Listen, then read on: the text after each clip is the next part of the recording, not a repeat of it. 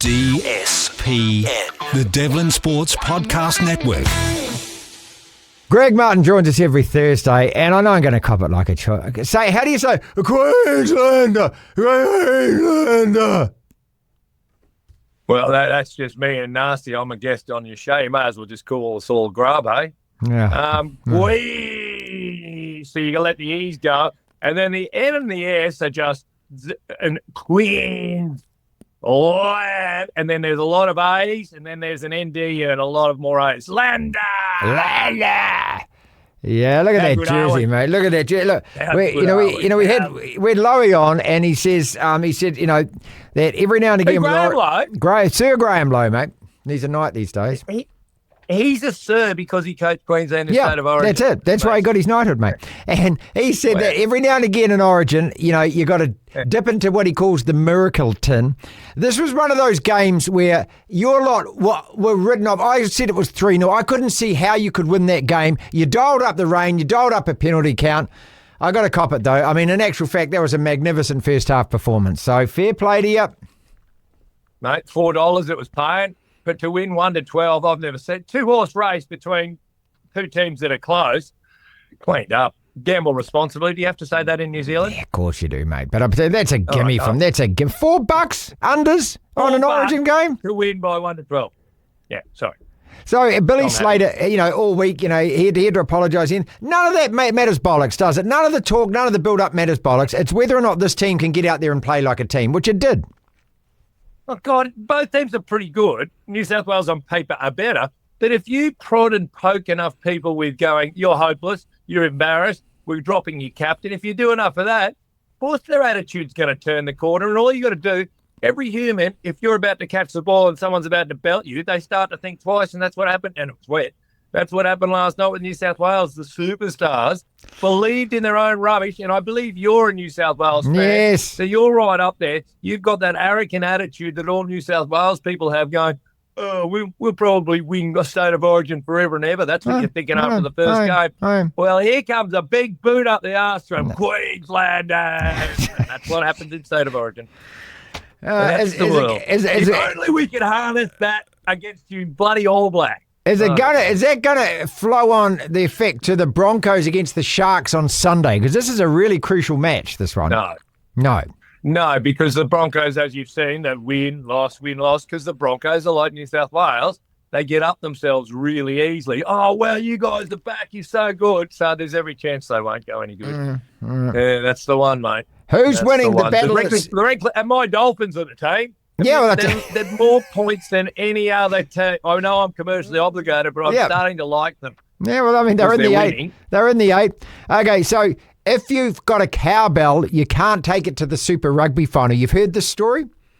No, not at all. And I know the significance of the cowbell. Yeah, so the cowbells, the Mulu men, obviously at, Waikato Rugby, which is, then morphed into the Chiefs. Oh. And so the Crusaders CEO came out during the week and said, you bring them along, we're going to burn them. We're going to burn them before you get into the stadium is what we're going to do. It's caused a bit of a kerfuffle. Metal, that fire, has he got a foundry there? That's what he's going to do. He says he's going to put it outside, he said, and he's going to burn them, mate. So it's going to every single sod in the place is going to try and stuff one down the britches, aren't they? All right. So what's going to happen? You go to the gate and you look like you sound like you're from Hamilton. Are you going to get shaken by the security to see if you rattle? Yeah, you are. You're going to get patted down in places you don't want to be patted down by a big burly security guard. No. Yeah. Oh, I'm using this on my radio show tomorrow morning. Yeah. That's wonderful stuff. Look, the thing is, mate, is that the easiest thing to do to actually to shut the cowbell up is to start winning, and then it shuts up. But the other thing was that the Chiefs game used to have a guy standing on a pole with a chainsaw. Remember that guy? Really so bring. Are we? Chainsaws are allowed. Chainsaws are allowed. Cowbells aren't, mate. Use it. Yeah. All right. What now?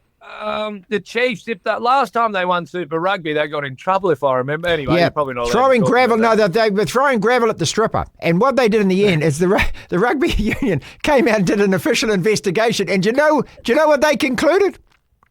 They concluded it wasn't any of the players, those big burly players standing around, couldn't stop the 70-year-old bus driver from doing it.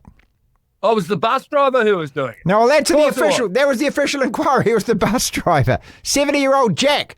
Yeah, who could hardly get out of the bus. Yeah. So what's going to happen? Will the Chiefs, who's going to win that? I don't really care, 'cause our odds makers over here have just started to inch towards the Chiefs. They've had it even all week. Couple of things. You've got home advantage for the Crusaders. You've got this 31-0 record in playoffs, which is pretty significant. It's going to rain on the night, which might just slightly suffocate the Chiefs' attack. I think the Chiefs have got a better team in terms of scoring, but you got this Crusaders team that you saw them defend against the Blues at home. The whole cowbell. I don't know. I think it's hard to bet against the home team and things like this. But this is really one of those too close to call ones, I think. Well, we've moved past it over here. I'm sorry. Of course you have, yeah. No, you're on the rugby. Yeah. We're about to name our team, our first Wallabies 40-man squad this morning. So that's where we're at. So we've moved on. You got Super a Lions tour. You got a Lions tour. The Lions are playing the Argies in Ireland this weekend. That's the official start of the tour. Then they come down to your place, obviously. I'm very aware of it. A nine-stop tour. So they reckon we're having in the next few weeks. So first game's on the 28th of June over in Perth. Yep. We're having 40,000 of them are traveling. Those fat, pasty, fat, pasty. Hey, they're spending cash, mate. They're spending cash. Right. They've got double the amount of money in their pocket. There should be a fart tax. Actually, I believe the tour is being sponsored by a gout company. So just for the gout. Can you imagine how unhealthy? You know what? And you say this that every time there's magic around that the parlours in Brisbane, just the business that is going to be done on those bars and those places where men, after consuming all day, will want to go and have some kind of love before they head home. There'll be no gravel being thrown. It'll be dancing dollars only. Some of my dancing dollars. All right, let's finish on this because this just stuns me. So you're going to speak at the Australian British Chamber of Commerce, are you?